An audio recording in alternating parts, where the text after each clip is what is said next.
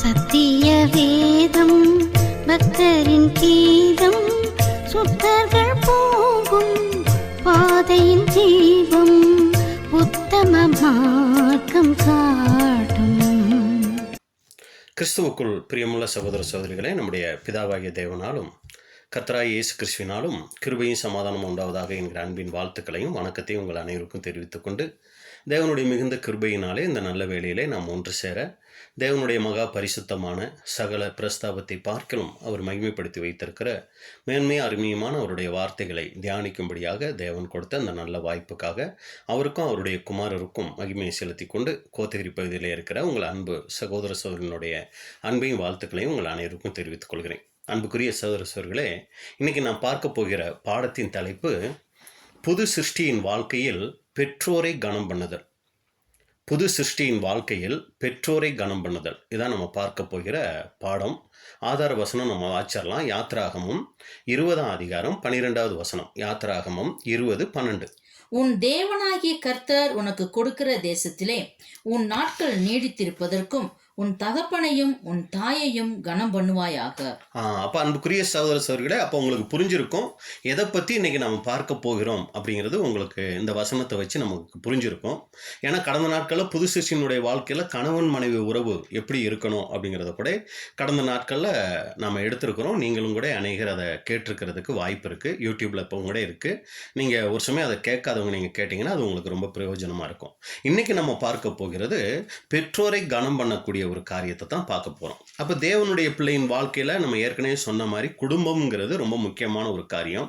ஏன்னா தேவன் முதல்ல சபையை உண்டாக்கலை, குடும்பத்தை தான் உண்டாக்குனார் ஏதேன் தோட்டத்தில் அப்படின்னு கூட நம்ம பார்க்குறோம்.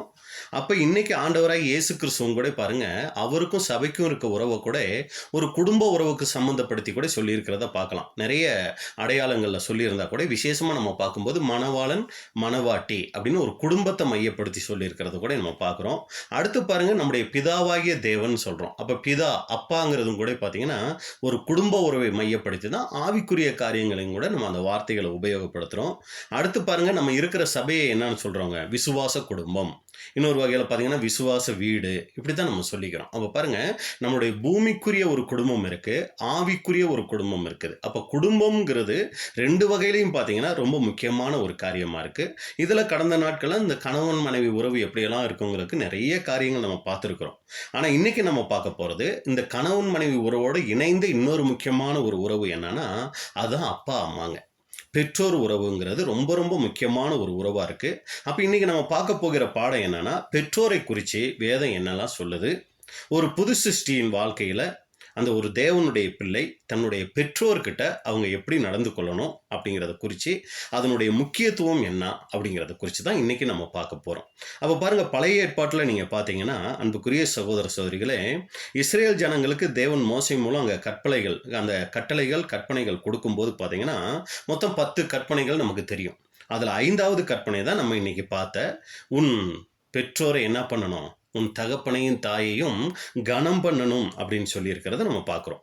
அப்போ இது நான் ஆவிக்குரிய அர்த்தம் கூட கடந்த நாட்களில் நம்ம பார்த்துருக்கோம். அதுவும் கூட அங்கே யூடியூப் சேனலில் அங்கே இருக்குங்க.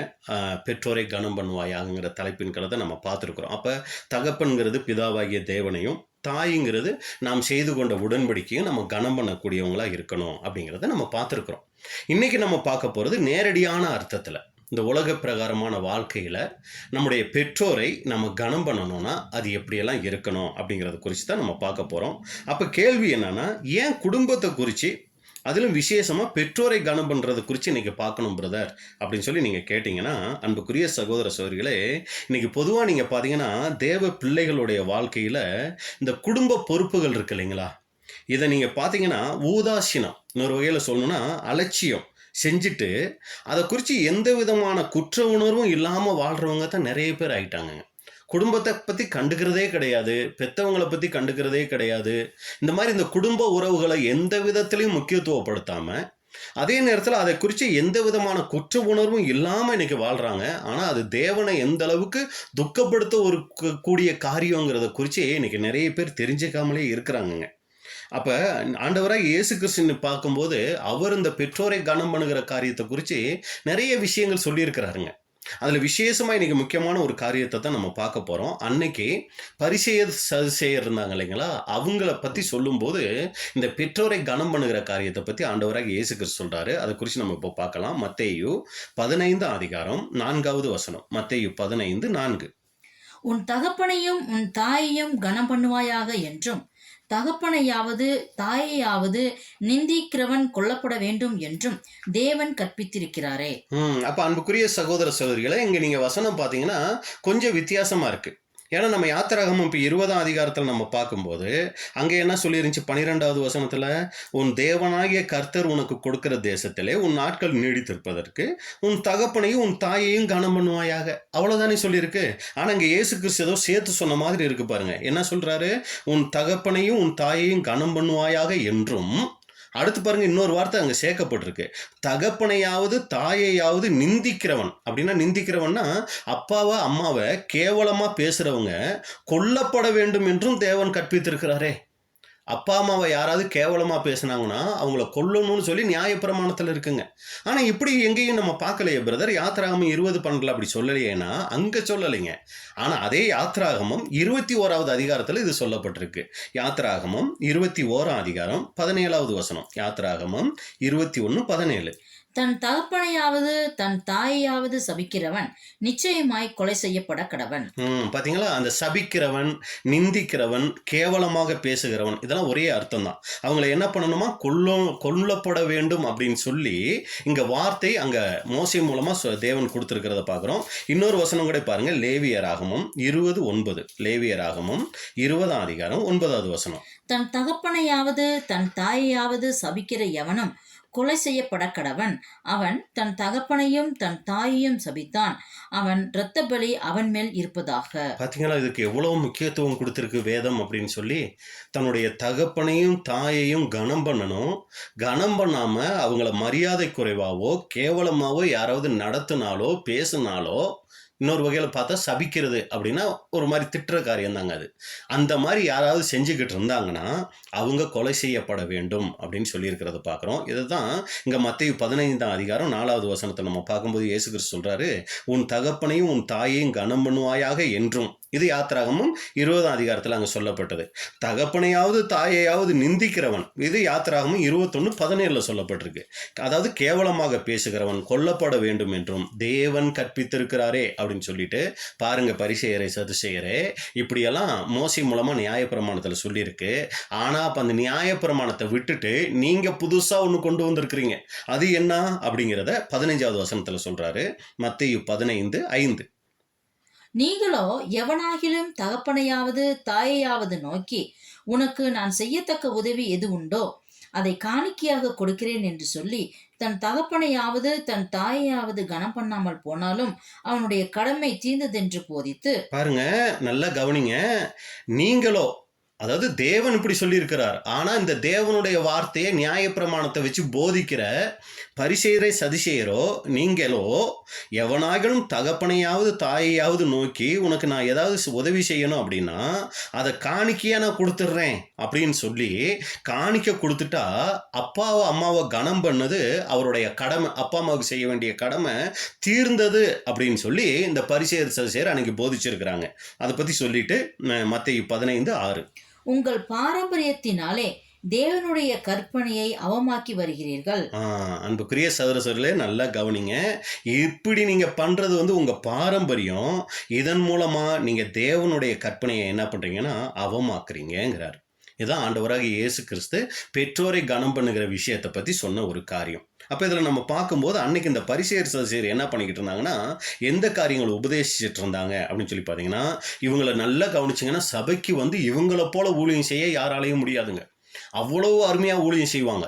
இவங்க இப்போ எடுத்து நியாயப்பிரமாணத்தில் எடுத்து அவங்க பேச ஆரம்பித்தாங்கன்னா அவ்வளோ ஒரு அருமையாக அவங்க போதிப்பாங்க. அதனால தான் இயேசு கிறிஸ்துவே சொல்கிறார் அந்த மத்தேயு 23ஆம் அதிகாரத்தில், பரிசேயரும் சதுசேயரும் வேதபாரகரும் மோசேயின் ஆசனத்தில் இருக்கிறாங்க, அவங்க உங்களுக்கு சொல்கிற எல்லாவற்றையும் கை கொண்டு செய்யுங்கள், அப்படின்னு சொல்லக்கூடிய அளவுக்கு நீங்கள் பார்த்தீங்கன்னா இவங்க நல்லா ஊழியம் செய்யக்கூடியவங்க, சபை அந்த ஐக்கியத்தில் நல்லா கலந்து கொள்ளக்கூடியவங்க, சபை காரியங்களுக்கு நல்லா உதவி செய்யக்கூடியவங்க. அதாவது நான் சபைன்னு சொல்கிறது அவங்க அன்னைக்கு இருந்த அந்த ஆவிக்குரிய ஆலய பிரகாரமான காரியத்தை நான் சொல்ல வரேன். இப்படியெல்லாம் செஞ்சு தேவ ஜனங்களுக்கு அவங்களால முடிஞ்ச எல்லா நன்மைகளையும் செய்யணும்னு சொல்லுவாங்க.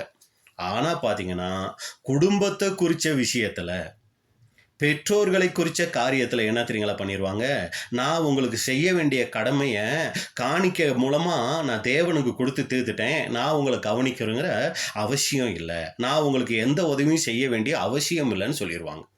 இப்படி என்ன பண்ணுறாங்கன்னா அவங்களும் அப்படித்தான் வாழ்ந்தாங்க, அங்கே இருக்கிற அந்த யூத ஜனங்களையும் அப்படித்தான் வழி நடத்திக்கிட்டு இருந்தாங்க. அப்போ அன்புக்குரிய சகோதர சகோதரிகளே, இதில் நமக்கு என்ன பாடம்னா, இன்னைக்கு நாம் அது போல இருக்கிறோமா? சபை காரியங்களுக்கு, கூடுகைகளுக்கு, சகோதர சகோதரிகளுக்கு உதவி செய்கிற விஷயங்களில், ஊழியம் செய்யக்கூடிய காரியங்களை நம்ம முக்கியத்துவம் கொடுக்கறது ரொம்ப ரொம்ப நல்ல விஷயங்க. அதாவது சபை காரியங்களுக்கு உதவி செய்கிறதா இருக்கட்டும், ஒரு சில கன்வென்ஷன்களுக்கு பண உதவி செய்கிறதா இருக்கட்டும், சகோதர சகோதரிகளுக்கு ஏதாவது கஷ்டம்னா நம்ம பண உதவி செய்கிறதா இருக்கட்டும், ஊழியங்களுக்கு நம்ம பண உதவி செய்கிறதா இருக்கட்டும், பலவிதமான அதாவது உடல் பிரகாரம் சரீர பிரகாரமாக போய் நம்ம பாடுகள் படுறதா இருக்கட்டும், இது எல்லாமே ரொம்ப ரொம்ப நல்ல விஷயங்க, தப்பே கிடையாது. நல்லா கவனிச்சுக்கோங்க, இதெல்லாம் தவறே கிடையாது, நம்ம கண்டிப்பாக செய்யணும். ஆனால் குடும்பத்தில் இருக்கவங்க கிட்ட நம்ம எப்படி நடந்துக்கிறோம்? அவங்க சத்தியத்தில் வந்திருந்தாலும் சரி, சத்தியத்தில் வராதவங்களாக இருந்தாலும் சரி, அவங்கக்கிட்ட நம்ம எப்படி நடந்துக்கிறோம்? ஏன்னா சபை சகோதர சகோதரிகளோ நமக்கு இருக்கிற தொடர்பு ஒரு வாரத்தில் சில மணி நேரங்கள் மட்டும்தாங்க. ஆனால் குடும்பத்தாரோட தான் நம்ம பல மணி நேரங்கள் எப்பவுமே கூட இருக்கிறோம். அப்போ நம்ம கூடவே இருக்கிறாங்க, நமக்காக இருக்கிறாங்க இல்லையா? அவங்களுக்கு நாம் செய்யக்கூடிய காரியங்கள் என்ன? குடும்பத்தில் உள்ளவங்களை கவனிக்காம, குடும்ப பொறுப்புகளில் கவனம் செலுத்தாம நம்ம இருந்தோம்னா, இன்னைக்கு ஆண்டவர் நம்மளை எப்படி தெரியுங்களா பார்க்குறாரு? நம்மளையும் அந்த பரிசேயராக தான் பார்க்குறாருங்க, சதுசேயராக தான் பார்க்குறாரு. சரிங்களா? அன்னைக்கு இந்த பரிசேயர்கள் ஆண்டவருடைய வார்த்தையை காட்டிலும் அவங்க இந்த பாரம்பரியங்களுக்கு ரொம்ப முக்கியத்துவம் கொடுத்தாங்க. பாருங்க, இவங்களுடைய ஊழியம் என்னன்னா, தேவனுடைய வார்த்தையை தெளிவாக படித்து அதை தியானித்து அதை மற்றவங்களுக்கு போதிக்கணும். இதான் இவங்களுக்கு கொடுக்கப்பட்ட ஊழியம். அதுக்காகவே இவங்களுடைய வாழ்க்கையே இவங்க அர்ப்பணித்தவங்க. ஆனால் இவங்க கர்த்தருடைய வார்த்தையை விட்டுட்டு பாரம்பரியத்தை போதிக்க ஆரம்பிச்சிட்டாங்க. சரிங்களா? இந்த பாரம்பரியத்தை நீங்கள் விட்டுறவே கூடாதுன்னு ஜனங்களை வற்புறுத்த ஆரம்பிச்சிட்டாங்க. தேவ வார்த்தையை 2வது இடத்துலையும் இவங்களுடைய பாரம்பரிய போதனைகளை முதலிடத்துக்கும் கொண்டு வந்துட்டாங்க. இதுதான் அன்னைக்கு அந்த பரிசேயர் செய்த காரியம். அதனால தான் அவன் சொல்றாரு பாருங்க, மத்தேயு 15:6, மத்தேயு 15ஆம் அதிகாரம் 6வது வசனம். இப்படி உங்கள் பாரம்பரியத்தால் கடவுளுடைய வார்த்தையை மதிப்பற்றதாக்கி விடுகிறீர்கள்னு ஒரு மொழிபெயர்ப்பு சொல்லுது. இங்க நம்ம பார்க்கலாம் எப்படி சொல்லி இருக்கிறாரு. உங்கள் பாரம்பரியத்தினாலே தேவனுடைய கற்பனையை அவமாக்கி வருகிறீர்கள். இப்படி உங்கள் பாரம்பரியத்தால் கடவுளுடைய வார்த்தையை மதிப்பற்றதாக்கி விடுகிறீர்கள். தேவனுடைய வார்த்தை அவ்வளவு மதிப்புள்ளது. இவங்க பாரம்பரியத்தை உள்ள கொண்டு வந்து தேவனுடைய வார்த்தைக்கு கொடுக்க வேண்டிய மதிப்பை, மரியாதையை, பயபக்தியை என்ன பண்ணிட்டாங்கன்னா அன்னைக்கு குறைச்சிட்டாங்க அப்படின்னு கூட நம்ம பார்க்குறோம். இப்போ இதனுடைய பின்னணி நல்லா தெளிவாக எங்கே இருக்குன்னா, மார்க்கு இது ரொம்ப தெளிவாக அங்கே எழுதியிருக்கிறாரு. அதை குறித்து நம்ம வரிசையாக ஒவ்வொரு வசனமாக நம்ம பார்க்கலாம். எதனால இந்த சம்பவம் வந்துச்சு, இந்த பெற்றோரை கனம் பண்ணுறதை பற்றி ஆண்டவராக இயேசு கிறிஸ்து பேசுகிறார் இல்லைங்களா? எதுக்காக இதை பேச ஆரம்பித்தார், எதனால் பேச ஆரம்பித்தார் அப்படிங்கிறத நம்ம பார்க்கலாம். மார்க்கு 7ஆம் அதிகாரம் 1 எருசலேமில் இருந்து வந்த பரிசேயரும் வேதபாரகரில் சிலரும் அவரிடத்தில் கூடி வந்தார்கள். பாருங்க, இப்ப பரிசேயர் வேதபாரகர் இயேசு கிறிஸ்து கிட்ட வராங்க. எங்க இருந்து வராங்க? எருசலேமில இருந்து வர்றாங்க. அப்ப இந்த சம்பவம் எங்க நடந்திருக்க வாய்ப்பு இருக்குன்னா, நாசரேத் கலிலேயாவில் நடந்திருக்க வாய்ப்பு இருக்குன்னு நினைக்கிறேன். இப்ப எருசலேமில இருந்து அங்க வர்றாங்க. வந்து அப்பொழுது அவருடைய சீசரில் சிலர் கழுவாத அசுத்த கைகளாலே போஜனம் பண்ணுகிறதை அவர்கள் கண்டு குற்றம் பிடித்தார்கள். இப்ப பாக்குறாங்க, அங்க சாப்பிடுற நேரம் வந்துருச்சு. இப்ப சீசர்கள் என்ன பண்றாங்கன்னா, கை கழுவாம அவங்க போய் நேரா சாப்பிடுறாங்க. சரிங்களா? அதை பார்த்த உடனே இவங்க அதை குற்றம் கண்டுபிடிச்சு, ஏனெனில் பரிசேயர் முதலிய யூதர் அனைவரும் முன்னோர்களின் பாரம்பரியத்தை கைக்கொண்டு அடிக்கடி கை கழுவினால் ஒழிய சாப்பிட மாட்டார்கள். நல்லா கவனிங்க அன்புக்குரிய சகோதர சகோதரிகளே, உண்மையிலேயே சீசர்கள் கை கழுவாம அசுத்த கைகளோட சாப்பிட்டாங்களா அப்படின்னு பார்த்தீங்கன்னா இல்லைங்க. அவங்க கை கழுவி தான் சாப்பிட்ருக்குறாங்க. ஆனால் எப்படி கழுவி சாப்பிடலை அப்படின்னா, பரிசேயர் முதலிய யூதர் அனைவரும் முன்னோர்களின் பாரம்பரியத்தை கை கொண்டு அதன்படி அடிக்கடி கை கழுவினால் ஒழிய என்ன பண்ண மாட்டாங்கன்னா சாப்பிட மாட்டாங்க. இவங்களுக்கு இப்போ கோபம் என்ன தெரியுங்களா, அந்த பாரம்பரியத்தின்படி கை கழுவலையாம். அப்போ நீங்கள் கேட்கலாம், என்ன பிரதர் கை கழுவுறதுல என்ன பாரம்பரியம் இருக்குது அப்படின்னா, கை கழுவணும்னு தான் ஆண்டவர் சொல்லியிருப்பாரு. இவங்க அதை பாரம்பரியமாக எப்படி தெரியுங்களா மாற்றிட்டாங்களாம். கைனா நம்ம இந்த என்னென்னா இந்த மணிக்கட்டுக்குள்ளே தான் நம்ம கை கழுவுவோம் பொதுவாக இல்லைங்களா. இவங்க முழங்காய் இருக்கு இல்லைங்களா, முழங்கை வரைக்கும் என்ன பண்ணுவாங்கன்னா 2 கையையும் கழுவுவாங்களாம். அதைத்தான் கை கழுவுறதாவே இங்கே நினச்சிருக்காங்க. அப்போ நம்ம இங்கே என்ன கெஸ் பண்ணுறோன்னா, சீசர்கள் இந்த மணிக்கட்டுக்குள்ளே இருக்கிற இந்த கையை இந்த இது உள்ளங்கை இந்த விரல்களை மட்டும் கழுவி சுத்தம் பண்ணியிருப்பாங்க. மணிக்கட்டு வரைக்கும் கழுவி இருக்க மாட்டாங்க. அதைத்தான் இவங்க என்ன பண்ணுறாங்கன்னா குற்றமாக பார்த்து என்ன பண்ணுறாங்கன்னா இதை சொல்கிறாங்க. கீழே பாருங்கள், அவங்க என்னென்னலாம் அவங்க பாரம்பரியமாக செயல்பட்டாங்கங்கிறத 4-5 வசனங்களில் சொல்லுது. கடையிலிருந்து வரும்போதும் இவங்க எங்கேயாவது கடை வீதிக்கு போய் கடைக்கு ஏதாவது பொருள் வாங்கிட்டு வராங்கன்னு வைங்களே, கடையிலிருந்து வரும்போது ஸ்நானம் பண்ணாமல் சாப்பிட மாட்டார்கள். நம்ம கடையில இருந்து வந்தா என்ன பண்ணுவோம், ரொம்ப வேர்த்து விறுவிறுத்து வந்தோம்னா வேணா ஒரு குளியல் போடுவோம், இல்லைன்னா என்ன பண்ணுவோம் கை காலை கழுவோம். ஆனா இவங்க அப்படி இல்லைங்க, குளியலே போடுவாங்க. அப்படியே செம்புகளையும் கிண்ணங்களையும் செப்பு குடங்களையும் மனைகளையும் கழுகிறதும் அல்லாமல் வேறு அநேக ஆசாரங்களையும் கை கொண்டு வருவார்கள். இதுதாங்க பாரம்பரியம். என்ன பண்ணுவாங்க அப்படின்னு சொல்லி பார்த்தீங்கன்னா, செப்பு குடம், அடுத்து கிண்ணம், செம்பு, மனை இதெல்லாம் என்ன பண்ணுவாங்கன்னா கழுவுறதும் இல்லாமல் அடிக்கடி இதை தண்ணியில் போட்டு அலம்புவாங்களாம். தண்ணியில் போட்டு அலம்பி என்ன பண்ணுவாங்களாம் எடுத்து யூஸ் பண்ணுவாங்களாம். ஏன்னா ரொம்ப சுத்தமாக இவங்க என்ன பண்ணுறாங்களாம் ஆசரிக்கிறாங்களாம். ஆனால் சீசர்கள் அப்படி இல்லாமல் இருந்ததுனால இப்போ என்ன சொல்கிறாங்கன்னா, அப்பொழுது அந்த பரிசேயரும் வேதபாரகரும் அவரை நோக்கி, உம்முடைய சீசர்கள் முன்னோர்களின் பாரம்பரியத்தை மீறி ஏன் கை கழுவாமல் சாப்பிடுகிறார்கள் என்று கேட்டார்கள். அப்போ இவங்களுடைய கோபம் என்னன்னா கை கழுவாமல் சாப்பிட்றது இல்லை, முன்னோர்களின் பாரம்பரியத்தின்படி கை கழுவாம ஏன் சாப்பிட்றாங்க அப்படிங்கிறத தான் அங்கே என்ன பண்ணுறாங்கன்னா அவங்க ரொம்ப வலியுறுத்தி சொல்கிறத நம்ம பார்க்குறோம். அப்போ இந்த கை கழுவாமல் அப்படிங்கிறது யூத பாரம்பரியத்தினுடைய தூய்மை சடங்குன்னு அவங்க அதை வச்சுருந்தாங்க. அதை இவங்க செய்யலையே அப்படிங்கிறது தான். அப்போ அன்புக்குரிய சகோதர சகோதரிகளே, இவங்களுடைய இதே பார்த்தீங்கன்னா அந்த செம்பு கிண்ணம் கூஜா செம்பு பாத்திரமெல்லாம் இருக்கு இல்லைங்களா, அதையெல்லாம் என்ன பண்ணுவாங்கன்னா அடிக்கடி தண்ணியில் அமிழ்த்தி எடுத்து தான் யூஸ் பண்ணுவாங்களாம்.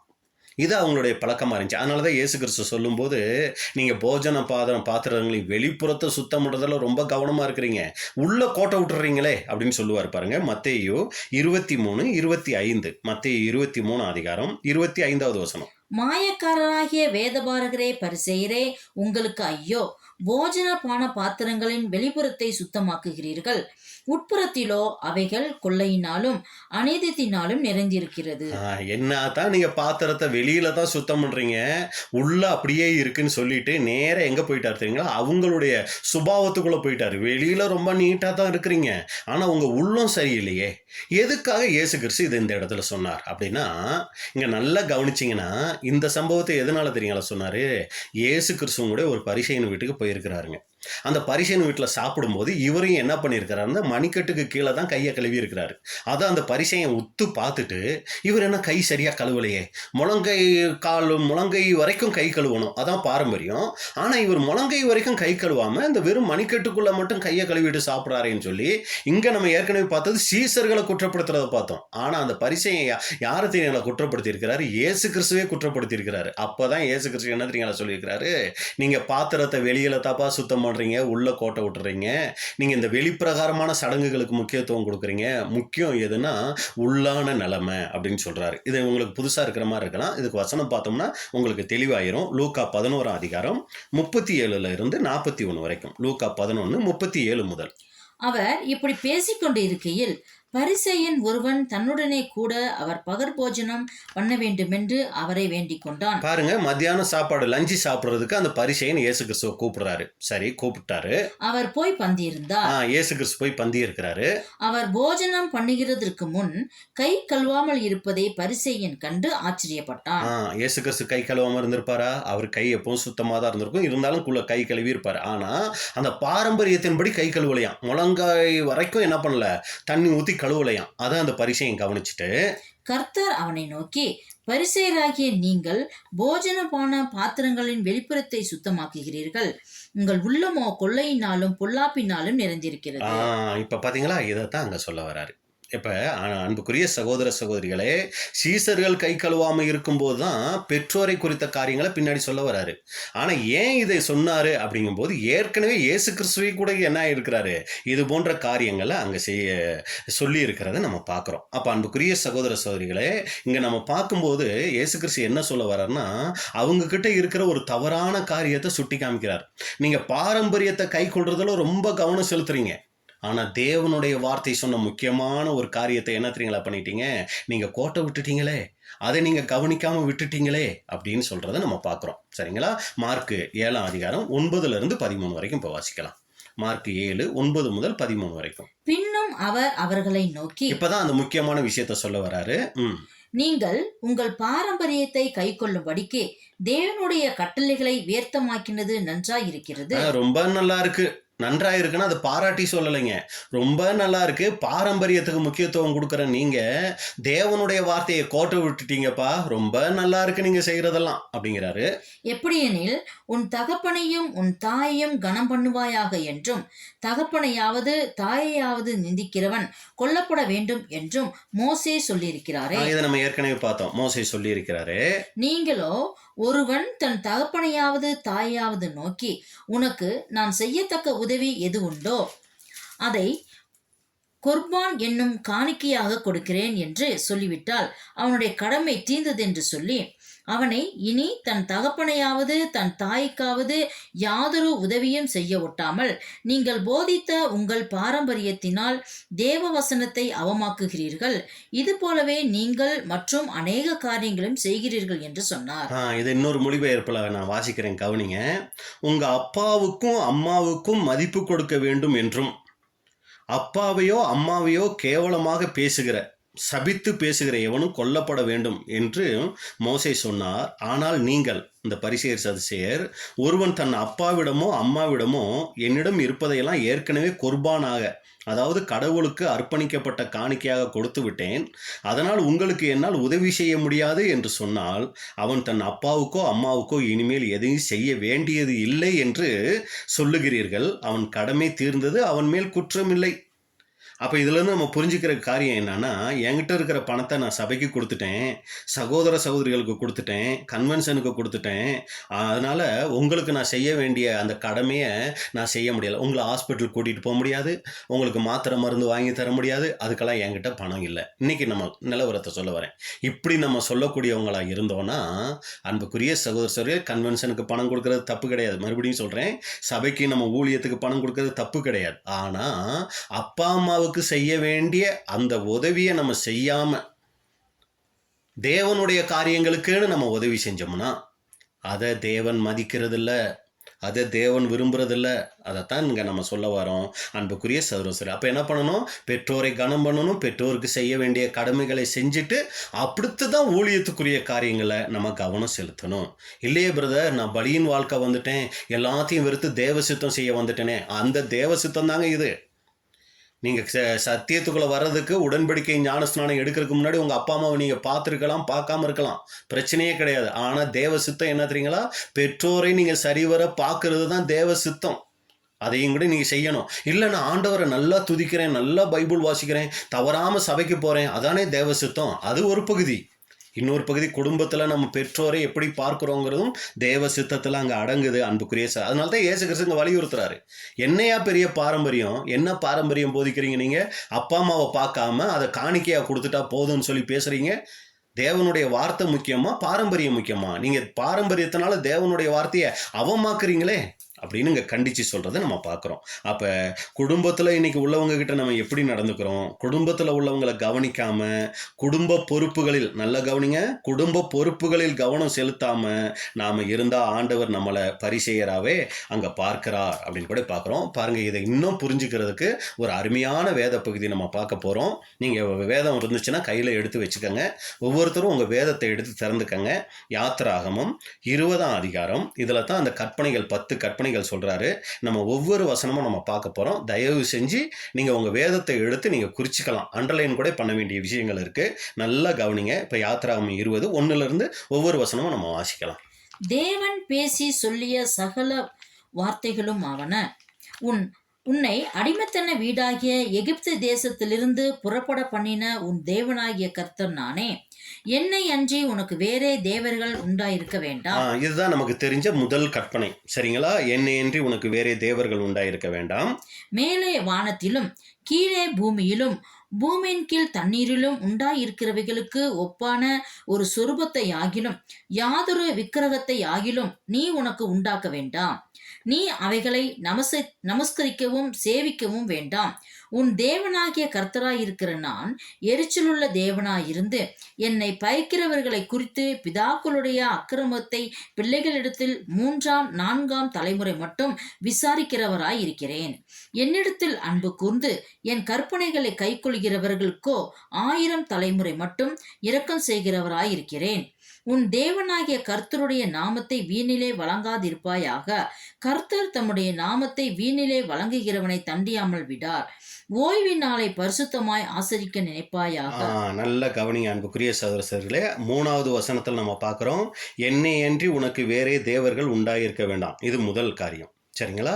2வது நம்ம 4வது வசனத்தில் பார்க்குறோம், யாதொரு விக்கிரகத்தை ஆகிலும் நீ உனக்கு உண்டாக்க வேண்டாம். இது 2வது கற்பனை.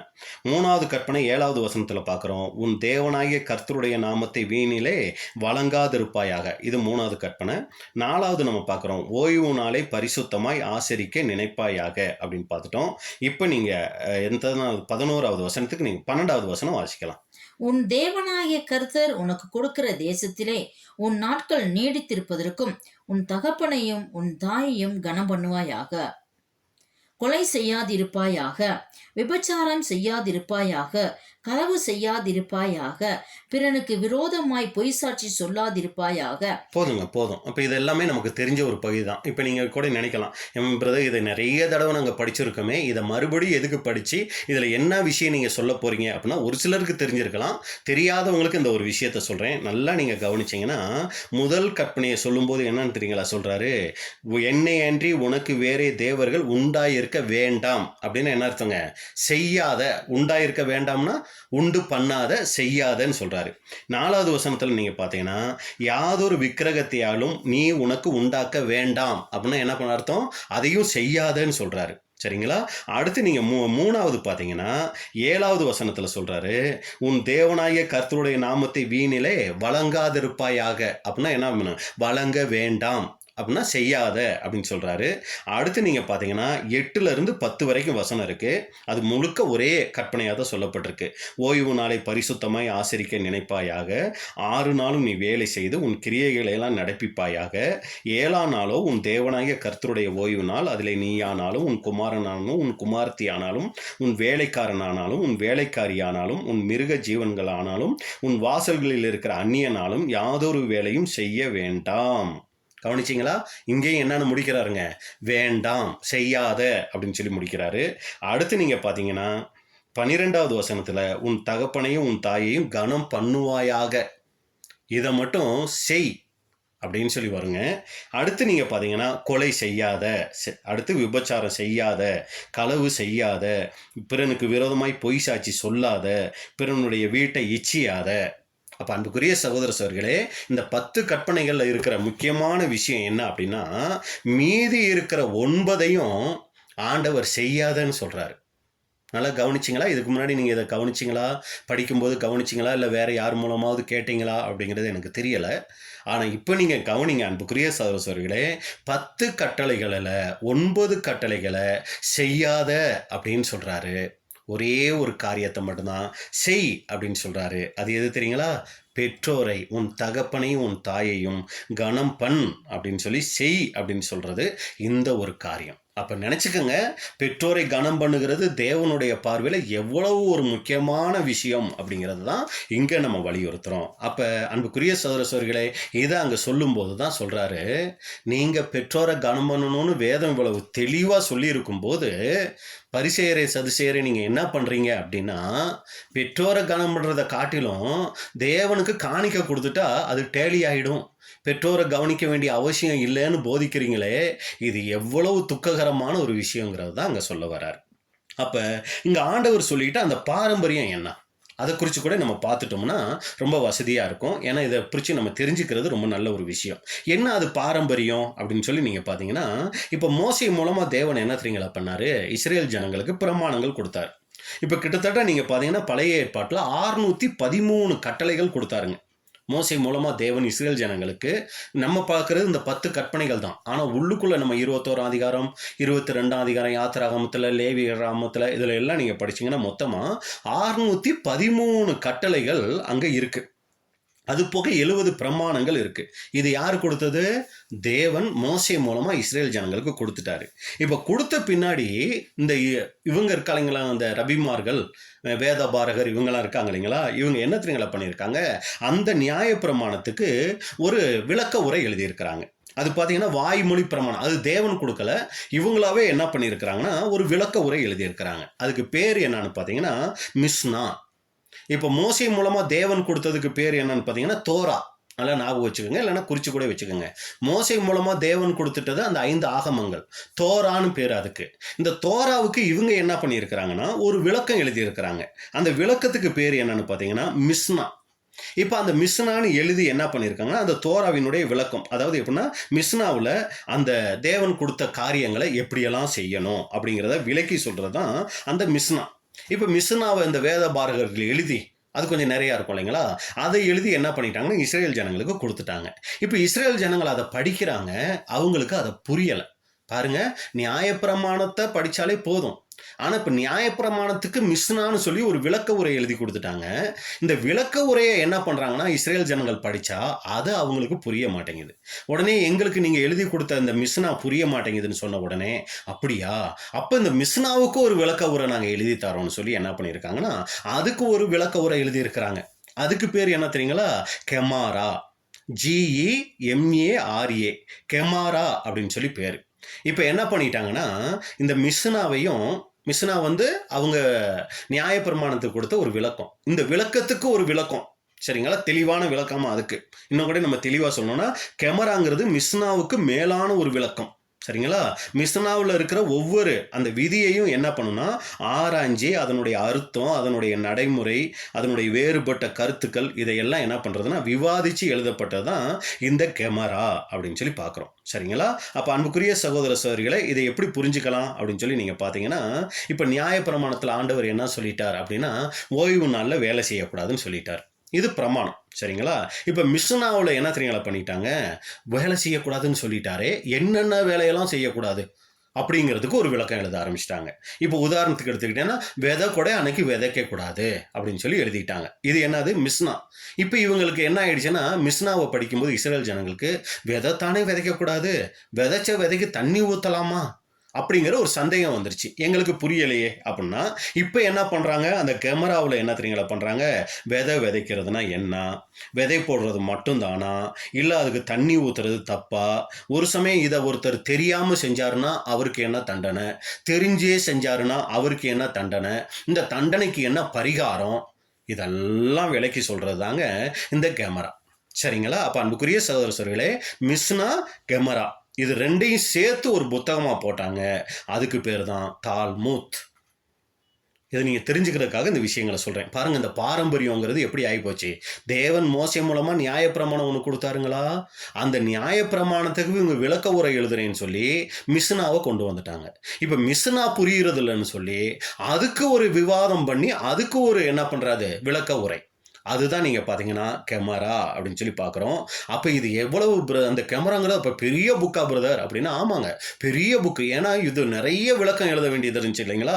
அதனால என்ன பண்ணிட்டாங்கன்னா இதை கிட்டத்தட்ட நீங்கள் பார்த்தீங்கன்னா 2 பாகமாக இருக்குது. ஒன்று பாபிலோனியன் தால்மூத் அப்படின்னு ஒன்று இருக்குது, ஜெருசலேம் தால்மூத் அப்படின்னு சொல்லியிருக்கு. இந்த ஜெருசலேம் தால்மூத்து பார்த்தீங்கன்னா கிட்டத்தட்ட 10ல் இருந்து 13 வால்யூம் அவங்க என்ன பண்ணிட்டாங்கன்னா விளக்க உரை எழுதி வச்சுட்டாங்க. அந்த மொத்தமாக அந்த பாபிலோன் தால்மூத்தும் ஜெருசலேம் தால்மூத்தும் சேர்த்து மொத்தமாக பார்த்தீங்கன்னா 20ல் இருந்து 23 வால்யூம் என்ன பண்ணியிருக்காங்கன்னா எழுதி வச்சுட்டு, இப்போ இதை பரிசேயர் எழுதி வச்சுட்டாங்களே, இப்ப தேவன் மோசே மூலமா கொடுத்த நியாயப்பிரமாணம் முக்கியமா, இந்த பரிசேயர் இப்ப விளக்க உரை எழுதுனாங்களே இந்த தால்மூத்து முக்கியமானா, இவங்க எதுக்கு முக்கியத்துவம் கொடுக்க ஆரம்பிச்சிட்டாங்கன்னா, அந்த 20ல இருந்து 23 வால்யூம்ஸ் இருந்துச்சு இல்லைங்களா, அந்த தால்மூத்துக்கு முக்கியத்துவம் கொடுக்க ஆரம்பிச்சு இந்த இஸ்ரேல் ஜனங்கள்கிட்ட என்ன தெரியுங்களா சொல்ல வந்துட்டாங்க, பாருங்க இந்த 20 வால்யூம்ஸ் இருக்குல்ல, இதை நீங்க படிச்சா போதும், நீங்க நியாயப்பிரமாணத்தை படிக்கணுங்கிற அவசியமே இல்லை, அது உங்களுக்கு படிச்சாலும் புரியாது, நீங்க இதை படிச்சீங்கன்னா போதும், உங்களுக்கு ஆசீர்வாதம் தேவன் தந்துருவார் அப்படின்னு சொல்லி என்ன பண்ணிட்டாங்கன்னா, அன்னைக்கு இஸ்ரேல் ஜனங்களை தால்மூத்தை படிக்கிறதுக்கு ரொம்ப உற்சாகப்படுத்திட்டாங்க. நியாயப்பிரமாணத்தை படிக்கிறதை நிறுத்திட்டாங்க. ஒரு சமயம் இவங்க நியாயப்பிரமாணத்தை படிச்சிருந்தாங்கன்னா, பெற்றோரை கனம் பண்ணணும்னு மட்டும்தானே அங்க மோசே மூலமா தேவன் சொல்லி இருக்கிறாரு, இதை இவங்க கண்டுபிடிச்சிருப்பாங்க. ஆனா இவங்க தாழ்மூத்தையே படிச்சதுனால குர்பானுங்கிற காணிக்கை கொடுத்தா போதும், அப்பா அம்மாவை பார்க்கலன்னா பரவாயில்ல, ஏன்னா தாழ்மூத்தில் அப்படித்தானே எழுதியிருக்கு அப்படின்னு சொல்லி இவங்க என்ன ஆயிட்டாங்கன்னா திருப்தியா இருந்துட்டாங்க. இப்பதான் ஆண்டவராகிய இயேசு கிறிஸ்து வர்றாரு, இப்ப இவங்க செய்யற தவறை சுட்டி காமிக்கிறாரு. நீங்க போதிக்கிற அந்த தாழ்மூத்துனால தேவனுடைய வார்த்தையை அவமாக்கிட்டீங்களப்பா. அப்ப பாரம்பரியத்தை கடைபிடிப்பதை விட வேத வசனம் ரொம்ப முக்கியம் அப்படிங்கிறத வலியுறுத்துறாரு. மார்க் 7ஆம் அதிகாரம் 9வது வசனம். மார்க் 7:9.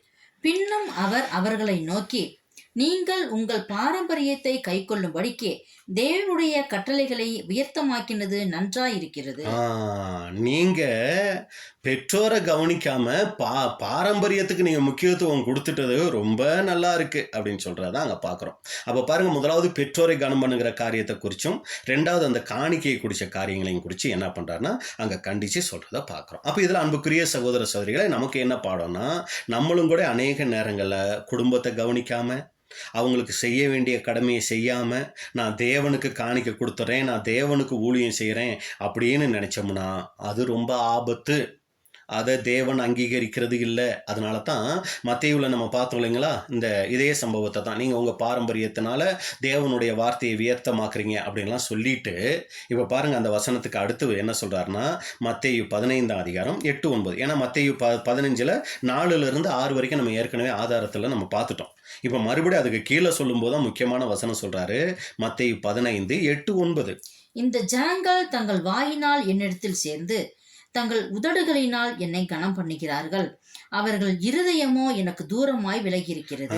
இந்த ஜனங்கள் என்னை துதிக்கிறாங்க, ஆனா அது வெறும் வாயில தான். தங்கள் உதடுகள்னால என்னை கனம் பண்றாங்க, ஆனா அவங்க இருதயம் என்னோட இல்லை. அவங்க இருதயம் என்னோட இருந்திருந்தா அவங்க பெற்றோரை கனம் பண்ணியிருப்பாங்களே, ஆனா அதை இவங்க செய்யல அப்படின்னு சொல்லிட்டு, மனுஷருடைய கற்பனைகளை உபதேசங்களாக போதித்து. அது என்னது மனுஷருடைய கற்பனைகளை உபதேசங்களாக போதித்து? அதுதாங்க அந்த மிஸ்னா கேமரா. இத உபதேசமா போதிச்சு வீணா எனக்கு ஆராதனை செய்கிறார்கள் என்று ஏசாயா தீர்க்கதரிசி நன்றாய் சொல்லியிருக்கிறார். ஏற்கனவே ஏசாயா இதை தீர்க்க தரிசனமா சொல்லி இருக்கிறாரேன்னு சொல்ல வர்றார். அப்ப எங்க ஆண்டவர் சொல்ல வர விஷயம், உதடுகளினால நல்லா கனம் பண்றாங்க, ஆனா இருதயம் என் கூட இல்லை. அப்ப இன்னைக்கு சபையில நல்லா ஆண்டவரை துதிச்சு மகிமைப்படுத்திட்டு வீட்டுக்கு போய் வயதான அந்த அப்பா அம்மாவுக்கு செய்ய வேண்டிய கடமையை நம்ம சரியா செய்யலைன்னா தேவனுக்கு அது பிரியமா இருக்காது. தேவன் ஒருபோதும் அந்த துதியவோ நாம் தேவனுக்கு செய்கிற ஊழியத்தையோ ஏற்றுக்கொள்றது இல்லை. அப்ப இந்த பரிசேயர்கள் குடும்பத்துல அவங்களுக்குரிய பொறுப்புகளை, ஆன்மீக காரியத்தை சாக்கு போக்கா சொல்லிட்டு குடும்ப கடமைகளை செய்யாம தவிர்த்துருவாங்க. பாருங்க, நம்ம குடும்பத்தில் இப்படி ஒரு காரியம் இருக்கு, இதை நம்ம செய்யணுமேனா பேசாம இரு, எனக்கு ஊழியம் இருக்கு, நான் போய் இந்த தாழ்முத்துல இருந்து அந்த யூத ஜனங்களுக்கு நான் போதனை பண்ணணும், நீ பேசாம இரு அப்படின்னு சொல்லி குடும்பத்தை செய்ய வேண்டிய காரியங்களை என்ன பண்றாங்கன்னா இந்த தாழ்மூத்தை வச்சு சாக்கு போக்கு காமிச்சுக்கிட்டு இவங்க என்ன பண்ணிட்டாங்கன்னா குடும்ப கடமைகளை செய்யாம தவிர்த்துருவாங்க. இதுக்கு ஒரு உதாரணம் கூட நீங்கள் இப்போ புரிஞ்சுக்கிறதுக்காக நம்ம சொல்லணும்னா, இப்போ ஒரு பரிசையன் இருக்கிறாருன்னு வச்சுக்கோங்களேன். இவர் சாயங்காலம் மீட்டிங்க்கு ரெடி ஆகிட்டு இருக்கிறாரு. இப்போ நான் மீட்டிங்க்கு ரெடி ஆகிட்டு இருக்கேன்னு சொல்லும்போது அவங்க மனைவி சொல்கிறாங்க, ஏங்க நானும் வந்துடுறேங்க அப்படின்னா, சரி வாங்கும்போது பாருங்கள் கொஞ்சம் வேலை இருக்குது, இதை நீங்களும் கொஞ்சம் செஞ்சிங்கன்னா ஃப்ரீயாக தானே இருக்கீங்க, கொஞ்சம் இந்த வேலையை நம்ம 2 பேரும் சேர்ந்து செஞ்சோம்னா சீக்கிரம் வேலை முடிஞ்சிடும், நம்ம 2 பேரும் போகலாம் தானேனா. அதெல்லாம் முடியாது, நீ தான் அதெல்லாம் செய்யணும்னு சொல்லிட்டு இவர் என்ன தெரியுங்களா பண்ணுவாராம், சேரில் உட்காந்துக்கிட்டு அந்த தாழ்மூத்தை எடுத்து கையில் வச்சுக்கிட்டு அப்படியே படிச்சுக்கிட்டே இருப்பாராம். அந்த மனைவி ரொம்ப கஷ்டப்பட்டு எல்லா வேலையும் முடிச்ச பின்னாடி அவங்க முடிச்சா கூட்டிட்டு போவாரு, முடிக்கலைன்னா விட்டுட்டு போயிடுவார். இதுதான் அந்த பரிசேயனுடைய ஒரு மனநிலையா இருந்துச்சு. தன்னுடைய மனைவி தன்னுடைய பிள்ளைகளுக்கு செய்ய வேண்டிய கடமைகள் உதவிகள் எதையும் அவர் செய்ய மாட்டாரு. அவங்க படுற கஷ்டத்தையெல்லாம் பார்ப்பாரு, ஆனால் அவங்க செய்கிற வேலைகளையெல்லாம் கஷ்டங்களையெல்லாம் பார்த்தா கூட அவங்களுக்கு எந்த உதவியும் செய்ய மாட்டார். மனைவி பிள்ளைகளுக்கு மட்டும் இல்லை, அவங்க பெற்றோருக்கும் கூட என்ன பண்ண மாட்டார்னா எந்த உதவியும் செய்ய மாட்டார். அதை குறித்து கவலையும் பட மாட்டார். இப்போ அவங்கள பார்த்து தான் சொல்கிறாரு, நீ முதலாவது போய் உன் குடும்பத்தில் உன் ஊழியத்தை செய், பின்னாடி எனக்கு ஊழியம் செய்வ. முதலாவது நீ செய்ய வேண்டியது உன் குடும்பத்தில் அப்படின்னு கூட இங்கே ஆண்டவர் சொல்லுவார். பிரதர் சொல்லும்போது, உண்மையான தேவனுடைய பிள்ளை தன் குடும்ப காரியங்களை ஊதாசீனப்படுத்த மாட்டார், அலட்சியப்படுத்த மாட்டார். தன்னுடைய மனைவிக்கு தன்னுடைய மனைவிக்கு உதவியாக இருப்பார். தன்னுடைய பெற்றோரை மரியாதையோடு நடத்துவார். இதுதான் உண்மையான தேவனுடைய பிள்ளைகளினுடைய குணலட்சணம். அப்போ அன்புக்குரிய சகோதரர்களே, நல்லா கவனிக்கணும். அந்த பாரம்பரியம் தாழ்மூத்து அது படிக்கிறது தப்பா பிரதர்? அதில் இருக்கிற காரியங்கள் அந்த யூதர்கள் படித்தது தப்பானா, யூதர்கள் அதை படித்தது தப்பு கிடையாதுங்க. ஏன்னா அதில் நிறைய விரிவான விளக்கங்கள் இருக்கு. ஆனால் அதையே இவங்க தேவனா மாத்திட்டது தான் அங்கே தப்பு. அதான் அங்கே இயேசு கிறிஸ்து சொல்ல வராரு. உங்க பாரம்பரியத்தினால தேவனுடைய வார்த்தையை என்ன பண்ணிட்டீங்க? அவமாக்கிட்டீங்களே. மரபோட பெயரால குடும்ப கடமைகளை தவிர்க்கிறது தவறு. அப்ப சபையில் நாம் செய்யக்கூடிய ஊழியத்துக்கு முன்பாக குடும்ப சேவை, குடும்பத்தில் நாம் செய்யக்கூடிய ஊழியம் ரொம்ப முக்கியம் அன்புக்குரிய சகோதர சகோதரிகளே. அப்போ உண்மையான கிறிஸ்தவம், நல்லா கவனிங்க, உண்மையான கிறிஸ்தவங்கிறது சபையில் ஆரம்பிக்கிறது இல்லை, அது குடும்பத்தில் இருந்து ஆரம்பிக்குது. அதனால தான் அப்போஸ்தலன் பவுல் சொல்லும்போது 1 தீமோத்தேயு 5:8 1 தீமோத்தேயு 5:8 ஒருவன் தன் சொந்த ஜனங்களையும் விசேஷமாக தன் வீட்டாரையும் விசாரியாமல் போனால் அவன் விசுவாசத்தை மறுதளித்தவனும் அவிசுவாசியிலும் கெட்டவனுமாய் இருப்பான். அப்ப அன்புக்குரிய சகோதர சகோதரிகளே, இதான் நம்ம இங்க பார்க்கிறோம். பவுல் அப்போஸ்தலன் சொல்லும்போது, ஒருவன் தன் சொந்த ஜனங்களையும் விசேஷமாக தன் வீட்டாரையும் விசாரியாமல் போனால் அவன் விசுவாசத்தை மறுதளித்தவனும் அவ்விசுவாசியிலும் கெட்டவனுங்களாம். இந்த உலகத்தில் நம்ம தேவனே அறியாத ஒரு அவ்விசுவாசி இருக்கிறாருன்னு வைங்களேன். இப்போ அவங்கள சொல்கிறாரு, அதை விட நீ யாருன்னா நீ கெட்டாளு, அவனே பரவாயில்ல அதுக்கு அப்படிங்கிறாரு. அப்போ நீங்கள் நம்ம யோசிச்சு பார்ப்போம். இன்னைக்கு உலகத்தில் ஒரு சிலர் பார்த்தீங்கன்னா அவங்க குடும்பத்தை நடத்துகிற விதமாக இருக்கட்டும், கணவன் மனைவியாக இருக்கட்டும், பெற்றோரை நடத்துகிற விதமாக இருக்கட்டும், அவ்வளோ ஒரு அருமையாக நடத்திட்டு இருக்கிறாங்க. பெற்றோருக்கு கீழ்ப்படுகிற காரியங்களாக இருக்கட்டும், அவ்வளோ அழகாக இருக்குது. ஆனால் சத்தியத்தை தெரிஞ்சுக்கிட்டோன்னு சொல்கிறோம். நாங்கள் தெரிஞ்சுக்கிட்ட மாதிரி சத்தியம் வேற யாரும் தெரிஞ்சுக்கலன்னு சொல்கிறோம். நம்ம குடும்ப வாழ்க்கை, நம்மளுடைய பெற்றோரை நடத்துகிற விதம் எப்படி இருக்கு? அவங்கள கேவலமாக நடத்துகிறோமா? அவன் கொலை செய்யப்பட வேண்டும்னு பழைய ஏற்பாட்டிலே சொல்லியிருக்கிறாருன்னா பாருங்க, நல்லா கவனிங்க. பழைய ஏற்பாட்டில் விபச்சாரம் செய்யாத விபச்சாரம் செஞ்சா அது பாவம். ஆனால் புதிய ஏற்பாட்டில் நீ அப்படி மனசில் நினைச்சாலே என்னது? அது பாவங்கிறார். அப்போ அதை விட இது என்ன பண்ணியிருக்கிறாரு? அதிக முக்கியத்துவம் படுத்தி இருக்கிறார். இதை சொன்னவர் தான் உன் பெற்றோரை கனம் பண்ணுவாயாகன்னு பழைய ஏற்பாட்டில் சொல்லியிருக்கிறார்னா, ஒரு புது சிருஷ்டி, ஒரு தேவனுடைய பிள்ளைக்கு இன்னும் அதிகமான ரெஸ்பான்ஸ் இருக்கா இல்லைங்களா? ரொம்ப ஜாக்கிரதையாக இருக்கணும் இந்த காரியங்களில் அன்புக்குரிய சகோதரர்கள். அதனால தான் அப்போஸ்தலன் பவுல் கடைசி நாட்களை குறித்து சொல்லும்போது 2 தீமோத்தேயு 3 அந்த 1-5 வரைக்கும் இருக்குது. அதில் நம்ம 2வது வசனம், நம்ம அதில் முக்கியமான ஒரு பகுதியை நம்ம பார்க்குறோம். 1 தீமோத்தேயு 3:2 வாசிக்கலாம். எப்படியெனில் மனுஷர்கள் தற்பிரியராயும். பார்த்தீங்களா, தற்பிரியர் அப்படின்னா இன்னைக்கு பார்த்தீங்கன்னா அன்புக்குரிய சகோதரர்களே, சுயநலம் தான். ஒரு சமயம் மேரேஜ் ஆகிற வரைக்கும் கூட அப்பா அம்மாவை பார்க்கக்கூடிய ஒரு மனநிலை இருக்குது.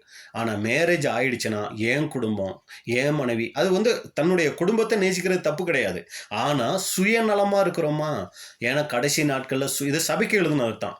சபையில் இருக்கிற சகோதர சகோதரிகளை பற்றி தான் அப்போஸ்தலன் பவுல் எழுதுற, உலகத்தை பற்றி எழுதலை. சுயநலக்காரர்களாக இருப்பாங்க, அதை தான் தற்பிரியராயும் அப்படிங்கிறாரு. பணப்பிரியராயும், வீம்புக்காரராயும், அகந்தை உள்ளவர்களாயும், தூசிக்கிறவர்களாயும், தாய் தகப்பன்மாருக்கு கீழ்ப்படியாதவர்களுமாயும். பார்த்தீங்களா, இதை தான் சொல்ல வந்தோம். கடைசி நாட்களில் தாய் தகப்பன்மாருக்கு கீழ்ப்படியாதவர் நிறைய பணம் வச்சுருப்பாங்கங்க. அந்த சகோதரன், அந்த மகனாகிய சகோதரன் நல்லா சம்பாதிப்பார். ஒரு சமயம் அந்த மருமகள் நிறைய சம்பாதிப்பாங்க. ஆனால் பார்த்தீங்கன்னா தன்னுடைய அப்பா அம்மாவுக்கு அந்த வயதான காலத்தில் அவங்களுடைய கஷ்டத்துக்கு எந்த உதவியும் செய்ய மாட்டாங்க. இவங்களுக்கு ரொம்ப கஷ்டம் இருக்கும். இவங்களுக்கு இருக்கிற பண வசதிக்கு இவங்களை காரில் கூட்டிகிட்டு போயிட்டு ஒரு நல்ல ப்ரைவேட் ஹாஸ்பிட்டலில் நல்ல மருத்துவம் பார்க்கலாம், அதை செய்ய மாட்டாங்க. இந்த அப்பா அம்மா பார்த்தீங்கன்னா நடந்து போயோ பஸ் பிடிச்சோ கவர்மெண்ட் ஹாஸ்பிட்டலில் போயிட்டு க்யூவில் நின்று அவங்க கொடுக்குற அந்த மருந்தை வாங்கி சாப்பிட்டுட்டு இருப்பாங்க. ஆனால் அவங்கள நல்ல ஒரு ஹாஸ்பிட்டல் கூப்பிட்டு போய் நல்ல ஒரு டாக்டர் பார்த்தா சீக்கிரம் சுகமாகும். ஆனால் செய்ய மாட்டாங்க. ஏன்னா இவங்க குடும்பம், இவங்க பிள்ளைகள் நல்லா இருக்கணும்னு இவங்க நினைப்பாங்களே ஒழிய தன்னுடைய வயதான பெற்றோரை கவனிக்கிறதுக்கு அந்த மகனுக்கும் மனசு இருக்காது. அதை விட அந்த மருமகளுக்கு அதிகமாக மனசு இல்லாமல் போயிடும். அப்படி ஒரு சமயம் நம்மள யாராவது இருந்துக்கிட்டு நாங்கள் தேவனுடைய பிள்ளைன்னு சொன்னோம்னா, அன்புக்குரிய சகோதரர்களே, தேவன் அதை ஒத்துக்க மாட்டாரு. நீங்கள் என்னுடைய பிள்ளைகளாக இருந்தால் என் வார்த்தைக்கு கீழ்ப்படிவீங்க. என்னுடைய வார்த்தை எது? உன்னுடைய பெற்றோரை கனம் பண்ணணுங்கிறது என்னுடைய வார்த்தை. அதுலேயும் அதை நான் ரொம்ப முக்கியத்துவப்படுத்தி சொல்லியிருக்கிறேன். 10 கட்டளைகள் கொடுத்ததில் 9 செய்ய வேணாம்னு சொல்லியிருக்கேன். ஒன்றே ஒன்று நான் செய்யணும்னு சொல்லியிருக்கிறேன். அதுக்கு நீங்கள் கீழ்ப்படியாதப்ப நான் எப்படி உங்களை நான் என் பிள்ளைகள்னு அங்கீகரிக்க முடியும் பாரு. அப்போ அன்புக்குரிய சகோதர சகோதரிகளை இங்கே நம்ம பார்க்குறோம், தாய் தகப்பன்மார்க்கு கீழ்ப்படியாதவர்களாய் நாம் இருக்கிறோமா? 5வது வசனத்தில் சொல்கிறாரு, இப்படி யாராவது இருந்தாங்கன்னா தேவ பக்தியின் வேஷத்தை தரித்து. அவங்க யாருன்னா தேவ பக்தியின் வேஷத்தை தான் வெளியில தரிச்சிருக்காங்களே ஒழிய உண்மையிலே அவங்களுக்கு தேவ பக்தி கிடையாது. அதன் பலனை மறுதளிக்கிறவர்களாயும் இருப்பார்கள். இப்படிப்பட்டவர்களை நீ விட்டு விலகு. இப்படிப்பட்ட ஆட்களோட சகவாசம் வச்சுக்காத. அதுக்காக சபையை விட்டு நம்ம போக முடியாது இல்லைங்களா? அவங்களோட சகவாசம் வச்சுக்காதங்கிறார். அப்போ அன்புக்குரிய சகோதர சகோதரிகளை, இதான் நம்ம இன்னைக்கு பார்க்குற முக்கியமான ஒரு காரியம். ஒரு புது சிருஷ்டி, ஒரு தேவனுடைய பிள்ளை தன்னுடைய பூலோக பெற்றோரையும் அவங்க கனம் பண்ணும்போது அது பரலோக தகப்பனை கனம் பண்ணுகிறதுக்கு அது ஒப்பாக இருக்குது. சரிங்களா? இப்போ ஆண்டவராக இயேசு கிறிஸ்துடைய வாழ்க்கையில் பார்ப்போமே. அவர் இந்த பூமியில் வந்து வாழ்ந்தார் 33 வருஷம். அவர் அவங்க அப்பா அம்மாவுக்கு கீழ்ப்படிச்சார். ஆனால் பொதுவாக என்ன சொல்லுவாங்கன்னா, பிரதர் 12 வயசுலேயே அவர் அவங்க அப்பா அம்மாவுக்கு கீழ்ப்படியலை. அவங்க அவரை விட்டுட்டு அவங்க மறுபடியும் இதில் எருசலேமில் விட்டுட்டு அவங்க வந்து கலிலியாவுக்கு போகிற வழியில் தான் பார்க்குறாங்க புள்ளக்கு வரலன்னு சொல்லி. மறுபடியும் திரும்பி வந்து, ஏப்பா எங்களுக்கு இப்படி செஞ்ச, எவ்வளோ விசாரத்தோடு தேடணும்னா, நான் என் அப்பாவுக்கு அடுத்த அவருடைய பிஸ்னஸில் இருக்கணும்னு உங்களுக்கு தெரியாதா? பாருங்கள், அப்போவே அவர் பெற்றோருக்கு வந்து என்ன பண்ணிட்டார்? அவங்கள ஊதாசீனப்படுத்திட்டாரு, அவங்கள மதிக்கலை. அவர் தேவனுக்கு தான் முக்கியத்துவம் கொடுத்தாரு, பெற்றோருக்கு முக்கியத்துவம் கொடுக்கலன்னு சொல்லி புரியாதவங்க ஒரு சிலர் சொல்லுவாங்க. அப்படியா இயேசு கிறிஸ்து செஞ்சாரு? அவங்கள மதிக்கலையா அப்படின்னு சொல்லி நீங்கள் பார்த்தீங்கன்னா, இந்த சம்பவம் பார்த்தீங்கன்னா லூக்கா 2ஆம் அதிகாரம் 41 - 50 வரைக்கும் இருக்குது. இயேசுக்கு அந்த பஸ்கா பண்டிகை நாளில் அவங்க பெற்றோர் வந்தாங்க. அங்கே வந்து அந்த பஸ்கா பண்டிகை முடித்து போகும்போது இயேசு கிறிஸ்துவை மிஸ் பண்ணிட்டாங்க. அப்புறம் மறுபடியும் அவர் இல்லைன்னு தெரிஞ்சு மறுபடியும் வந்து கூப்பிட வரும்போது அவர் அங்கே இருந்த ஞானிகள் அந்த அறிஞர்களோட பேசிகிட்டு இருக்கிறாரு. அப்போ வந்து கேட்கும்போது இயேசு கிறிஸ்து சொன்னது போல இருக்கும். இதோட நிறுத்திடுவாங்க. ஆனால் முக்கியமான வசனத்தை மிஸ் பண்ணிடுவாங்க. அது எது தெரியுங்களா? லூக்கா 2ஆம் அதிகாரம் 51வது வசனம். லூக்கா 2:51. பின்பு அவர் அவர்களுடனே கூட போய். பின்பு அப்படிங்கும்போது என்ன? அது பின்பு இந்த சம்பவங்களெல்லாம் நடந்த பின்பு அவர் என்ன பண்ணியிருக்கிறாரு? தன்னுடைய பெற்றோரோடு கூட போய் நாசரேத்தூரில் சேர்ந்து அவர்களுக்கு கீழ்ப்படிந்திருந்தார். அண்டர்லைன் பண்ண வேண்டிய விஷயங்க. அவர்களுக்கு கீழ்ப்படிந்திருந்தால் தான் இயேசு கிறிஸ்துனுடைய காரியம். அவர் தன்னுடைய பெற்றோருக்கு கீழ்ப்படிந்திருந்தார். இன்னொரு மொழிபெயர்ப்புல நீங்க பாத்தீங்கன்னா, பின்பு அவர் அவர்களோடு நாசரேத்துக்கு போய் தொடர்ந்து அவர்களுக்கு கீழ்ப்படிந்து நடந்தார். இந்த தொடர்ந்துங்கிறது வேறொரு மொழிபெயர்ப்புல சொல்லப்பட்டிருக்கு. இங்க வெறும் கீழ்ப்படிந்து இருந்தார்னு இருக்குங்க. நாசரேத்தூரில் சேர்ந்து அவர்களுக்கு கீழ்ப்படிந்தார்னு தொடர்ந்து, அதுக்கப்புறம் தொடர்ச்சியா அவங்களுக்கு கீழ்ப்படிந்து இருந்தார். அது மட்டுமா? கடைசியில் சிலுவையில் மறிக்கும் போதும் கூட தன்னுடைய தாயை அப்படியே விட்டுட்டு போயிடலைங்க. தன்னுடைய அன்பான சீசனை கூப்பிட்டு, இதுதான் உங்கள் அம்மா, இதுதான் உங்கள் மகன்னு சொல்லி என்ன பண்ணுறாருங்க? அந்த வேதனையில், அந்த கஷ்டமான சூழ்நிலைகள் மத்தியிலையும் கூட அவர் தன்னுடைய நோவை, தன்னுடைய வேதனையை பெருசாக எடுத்துக்காம தன்னுடைய அம்மாவுக்கு செய்ய வேண்டிய அந்த கடமையை சரிவர செஞ்சு முடிச்சாருங்க. அம்மாவை அங்கே கூட கனம் பண்ணினார். இதுதான் அன்புக்குரிய சகோதரர்களே ஆண்டவராகிய இயேசு கிறிஸ்துனுடைய வாழ்க்கையிலேயே பார்க்குறோம். சரி பிரதர், நீங்கள் கனம் பண்ணணும்னு சொல்லி எல்லாம் பழைய ஏற்பாட்டில் தான் சொன்னீங்க. புதிய ஏற்பாட்டில் அப்படியெல்லாம் இருக்கா? ஒருவன் தன்னைத்தான் வெறுத்துன்னு இருக்கு, பெற்றோரை காட்டணும் என்ன கனம் பண்ணணும்னு இருக்கு, அப்பா அம்மாவுக்கு கீழ்ப்படியணும் கனம் பண்ணணும்னு ஏதாவது இருக்குதா அப்படின்னு சொல்லி பார்த்தீங்கன்னா, தேவ பிள்ளைகளுக்கு அப்போஸ்தலன் பவுல் ஆலோசனை கொடுக்கும்போது எப்படி கொடுக்குறாரு தெரியுங்களா? எபேசியர் 1ஆம் அதிகாரம் எபேசியர் 6ஆம் அதிகாரம் 1-3 வரைக்கும். எபேசியர் 6 1 முதல் 3 வரைக்கும். பிள்ளைகளே, உங்கள் பெற்றாருக்கு கர்த்தருக்குள் கீழ்ப்படியுங்கள். இது புதிய ஏற்பாட்டில் சொல்லப்பட்டது தாங்க. பிள்ளைகளே, நீங்கள் முதல் அதிகாரத்தில் ஃபஸ்ட்டு பார்த்தீங்கன்னா பரிசுத்தவான்களுக்கு எழுதப்படுகிறது. சரிங்களா? அவங்களுக்கு எழுதப்படும் போது தான் சொல்கிறாரு, பிள்ளைகளே நீங்கள் கூட உங்கள் பெற்றோருக்கு என்ன தெரிய பண்ணணும்? கீழ்ப்படியணும். இது நியாயம், இது நியாயம், இது நியாய பிரமாணம், இது நியாயம், இது கட்டளை, இது சட்டம். சரிங்களா? எதுக்கு அப்படி கீழ்ப்படியணும்? உனக்கு நன்மை உண்டாயிருப்பதற்கும் பூமியிலே உன் வாழ்நாள் நீடித்திருப்பதற்கும் உன் தகப்பனையும் உன் தாயையும் கனம் பண்ணுவாயாக என்பதே வாக்குத்தத்தமுள்ள முதலாம் கற்பனையாய் இருக்கிறது. இங்க 2 காரியம் அப்போஸ்தலன் பவுல் சொல்றாருங்க. ஒன்னு வாக்குத்தத்தம் உள்ள, இன்னொன்னு முதலாம் கற்பனை. அப்ப நம்ம இதை யோசிக்கணும். ஏற்கனவே நிறைய நேரங்களை பேசியிருக்கோம். இருந்தாலும் இந்த சம்பவத்தை பார்க்கறதுனால மறுபடியும் இதை நம்ம சொல்றோம். முதலாம் கற்பனைன்னு சொல்றாரே பிரதர், மொத்தம் 10 கற்பனை இருக்கு. அதுல முதல் கற்பனையே என்னையன்றி உனக்கு வேற தேவர்கள் உண்டாயிருக்க வேண்டாங்கிறதானே முதலாம் கற்பனை. பாருங்க, அப்போஸ்தலன் பவுல் பெற்றோரை கனம் பண்றத முதலாம் கற்பனைன்னு சொல்றாரே அப்படின்னு சொல்லி நீங்க பாத்தீங்கன்னா, நம்ம இந்த 10 கற்பனைகளை நம்ம 2ஆ பிரிக்கிறோம். முதல் 4 கற்பனையை தனியாகவும் மீதி இருக்கிற 6 கற்பனைகளை தனியாகவும் நம்ம பிரிக்கிறோம். முதல் 4 கற்பனைகள் தேவனுக்கும் மனுஷனுக்கு உறவை குறித்து பேசுது. என்னை என்று உனக்கு வேறு தேவர்கள் உண்டாயிருக்கக்கூடாது, நீ வேற எதுவும் விக்கிரகத்தை செஞ்சிடக்கூடாது, அடுத்து தேவனுடைய நாமத்தை வீணில் வழங்கிடக்கூடாது, ஓய்வு நாளை பரிசுத்தமாக ஆசரிக்கணும். இதெல்லாம் தேவனுக்கும் மனுஷனுக்கு உறவு. அடுத்து மனிதனுக்கு இருக்கக்கூடிய உறவு. இந்த பூமிக்குரிய வாழ்க்கையில ஒரு தேவனுடைய பிள்ளை என்ன பண்ணணுங்கும் போது ஃபர்ஸ்ட் அவர் செய்ய வேண்டிய காரியம் என்னங்கிறத தான், உன் பெற்றோரை உன் தாய் தகப்பனை கனம் பண்ணுவாயாகங்கிறத முதலாம் கற்பனையா இங்க வச்சிருக்கிறார். தேவனுக்குரிய காரியங்கள்ல முதலாம் கற்பனை எதுன்னு பார்த்தீங்கன்னா, என்னையன்றி உனக்கு வேற தேவர்கள் உண்டாயிருக்க வேண்டாம். பூமிக்குரிய உறவுகளில் பூமிக்குரிய காரியங்களை ஒரு தேவனுடைய பிள்ளையினுடைய முதல் கற்பனை என்னன்னா, பெற்றோரை கனம் பண்ணணும். அதைத்தான் இங்க சொல்ல வர்றாரு. உன் தகப்பனையும் உன் தாயையும் கனம் பண்ணுவாயாக என்பதே வாக்கு தத்தமுள்ள முதலாம் கற்பனை. அப்போ முதலாம் கற்பனைங்கிறதுக்கு அர்த்தம் நம்ம கண்டுபிடிச்சிட்டோம். அது என்னது வாக்கு தத்தமுள்ள முதலாம் கற்பனை அப்படின்னு சொல்லி பார்த்தீங்கன்னா, ஏற்கனவே சொன்ன மாதிரி அந்த 9 கற்பனைகள் என்ன சொன்னாரு? செய்யாத செய்யாத செய்யாதன்னு சொன்னாரு. ஒன்று மட்டும்தான் பெற்றோரை கனம் பண்ணணுங்கிறத மட்டும்தான் சொன்னாரு, செய்யின்னு சொல்லி. அதே மாதிரி நீங்க பார்த்தீங்கன்னா மற்ற எந்த கற்பனைக்கும் வாக்கு தத்தம் கொடுக்கலைங்க. நீ நன்றாய் இருப்பதற்கும் உன் ஆயுசு நாட்கள் நீடித்திருப்பதற்கும் அப்படியெல்லாம் சொல்லி, என்னையன்றி உனக்கு வேற தேவர்கள் உண்டாயிருக்க வேண்டாம், நீ நன்றாய் இருப்பதற்கு உன் தேவனாகிய கர்த்தருடைய நாமத்தை வீணிலே, இந்த மாதிரியெல்லாம் வாக்கு தத்துவம் வேற எந்த கற்பனைக்கும் கொடுக்கலைங்க. அதே மாதிரி உன் ஆயுசு நாட்கள் நல்லா இருப்பதற்கு, சரிங்களா, நீ கொலை செய்யாது இருப்பாயாக. அடுத்தது நீங்க பாத்தீங்கன்னா, உன் ஆயுசு நாட்கள் நீடித்திருப்பதற்கு, கர்த்தர் உனக்கு கொடுக்கிற தேசத்துல நீ நல்லா இருக்கிறதுக்கு விபச்சாரம் செய்யாதிருப்பாயாக. இந்த மாதிரி வேற எந்த கற்பனைக்கும் வாக்கு தத்தம் கொடுக்கல. நீங்க அந்த யாத்திராகமம் 20ஆம் அதிகாரத்தை இன்னைக்கு நீங்க இந்த இது முடிஞ்ச உடனே நீங்க மறுபடியும் எடுத்து வாசிங்க. நல்லா பாத்தீங்கன்னா, இந்த பெற்றோரை தாய் தகப்பன்மாரை கனம் பண்ற விஷயத்துல மட்டும்தான் ஒரு வாக்கு தத்தம் வைக்கிறாரு. அது என்னது வாக்கு தத்தம்? யாத்திராகமம் 20:12 நம்ம மறுபடியும் வாசிக்கலாம். உன் தேவனாகிய கர்த்தர் உனக்கு கொடுக்கிற தேசத்திலே உன் நாட்கள் நீடித்திருப்பதற்கு உன் தகப்பனையும் உன் தாயையும் கனம் பண்ணுவாயாக. பாத்தீங்களா, இங்கதான் ஒரு வாக்கு தத்தத்தோட அந்த கற்பனையை கொடுக்கிறார். மீதி எந்த கற்பனைக்கும் வாக்கு தத்தம் கிடையாது. அதனாலதான் இங்க சொல்ல வர்றாரு, உன் தகப்பனையும் உன் தாயையும் கனம் பண்ணுவாயாக என்பதே வாக்கு தத்தமுள்ள முதலாம் கற்பனையாக இருக்கிறது அப்படின்னு சொல்றது நம்ம பார்க்கிறோம். அப்ப அன்புக்குரிய சகோதரர்களே, இதுதான் அங்க வாக்கு தத்தம். இது பழைய ஏற்பாட்டில் கூட அதை நம்ம படிச்சிடலாம். உபாகமம் 5:16. உபாகமம் 5:16 பாருங்க, அந்த யாத்திராகமத்துல சொல்லப்பட்ட விஷயத்தை தெளிவா மோசே சொல்லுவாரு. உன் தேவனாகிய கர்த்தர் உனக்கு கொடுக்கிற தேசத்திலே உன் நாட்கள் நீடித்திருப்பதற்கும் நீ நன்றாய் இருப்பதற்கும் உன் தேவனாகிய கர்த்தர் உனக்கு கட்டளையிட்டபடியே உன் தகப்பனையும் உன் தாயையும் கனம் பண்ணுவாயாக. இதுதான் வாக்கு தத்தம். உன் தேவனாகிய கர்த்தர் உனக்கு கொடுக்கிற தேசத்திலே உன் நாட்கள் நீடித்திருப்பதற்கும் நீ நன்றாய் இருப்பதற்கும் உன் தேவனாகிய கர்த்தர் உனக்கு கட்டளையிட்டபடியே உன் தகப்பனையும் உன் தாயையும் கனம் பண்ணுவாயாக. அப்ப அன்புக்குரிய சகோதர சகோதரிகளே, நம்முடைய தகப்பனை தாயை அப்பா அம்மாவை நாம் கனம் பண்ணக்கூடியவங்களா இருக்கணும். இப்ப கடைசியா நம்ம என்ன பண்ணலாம்னா, சகோதரருடைய எழுத்துக்கள் இருந்து ஒரு சில காரியங்கள் நம்ம பார்த்து முடிக்கலாம்.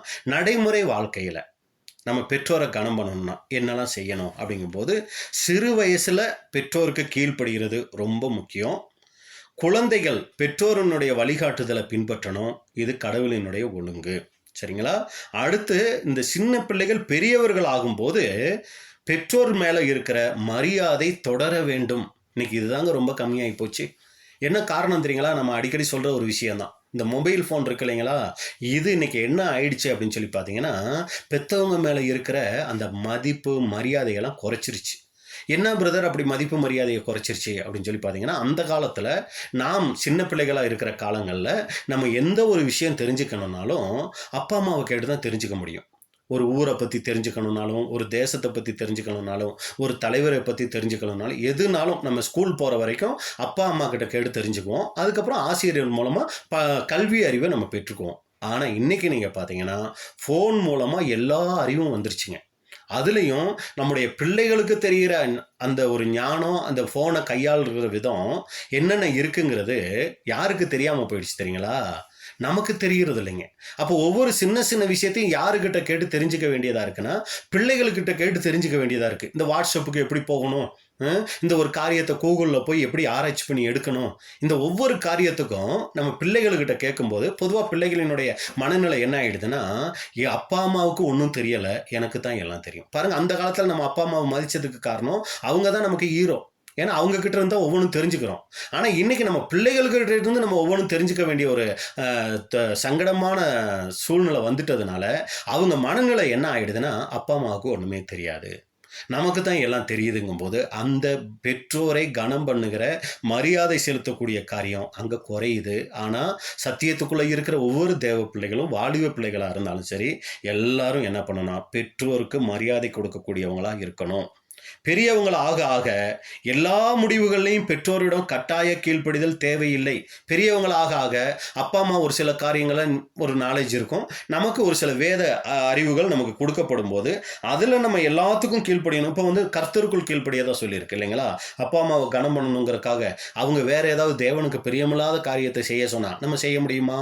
அது நம்ம செய்ய முடியாது. அந்த மாதிரி நேரத்தில் என்ன பண்ணோம்னா, கட்டாய கீழ்ப்படிதல் தேவையில்லை. ஆனா அது ஒருபோதும் அவங்கள மதிக்கிறதுல என்ன ஆயிடக்கூடாதுன்னா, குறை வந்துடாம பார்த்துக்கணுங்களாம், ரொம்ப கவனமா இருக்கணுமா. அப்பா அம்மா ஒரு தவறான காரியத்தை செய்ய சொல்றாங்க, அதை நான் செய்ய மாட்டேன், அதே நேரத்தில் அவங்களுக்கு நான் கொடுக்கக்கூடிய மரியாதையில ஏதாவது தவறுகள் வந்துருதா அப்படிங்கிறத ரொம்ப யோசிச்சுக்கணும். அடுத்து நீங்க பார்த்தீங்கன்னா, பெற்றோரை கனம் பண்ணுகிறதுங்கிறது அவர்களை பராமரிக்கிற விஷயத்துல அது ரொம்ப முக்கியமா இருக்கு. அடுத்து நீங்க பார்த்தீங்கன்னா, பெற்றோரை பராமரிக்கிறதுங்கிறது கேர், அது பெற்றோரை கனம் பண்ணுகிறதோட ஒரு பகுதியா இருக்குது. அடுத்து நீங்க பார்த்தீங்கன்னா, வயதான பெற்றோரை கவனிக்கிறது, அவங்களுடைய தேவைகளை பூர்த்தி செய்யறதும் கூட அந்த கனம் பண்ணுகிற விஷயத்துல அது அடங்குது. அப்ப பெற்றோரை கனம் பண்ணணுங்கிறதோட அர்த்தம் என்னன்னா, வாழ்நாள் முழுக்க அவங்களுக்கு மரியாதை செய்யணும், அவங்களிடத்துல அன்பா இருக்கணும், அவங்களுக்கு செய்ய வேண்டிய கடமைகளை செய்யறது தான் பெற்றோரை கனம் பண்ணுகிற காரியம். இப்போ வயசான பெற்றோர், அவங்களுடைய நாலேஜ் கொஞ்சம் கம்மியாக இருக்கலாம், ஒரு சமயம் அவங்க சத்தியத்துக்குள்ளே வராமல் இருக்கலாம். இவங்களை எப்படி பிரதர் கனம் பண்ணுறது அப்படின்னா, அவங்களுடைய உடல் நலம், அவங்களுடைய தேவைகளை ஒரு தேவனுடைய பிள்ளை சரிவர கவனிக்கணும். அவங்களோட நேரம் ஒதுக்கி பேசணும். நல்லா கவனிங்க, அவங்களோட நேரம் ஒதுக்கி நம்ம பேசணும்.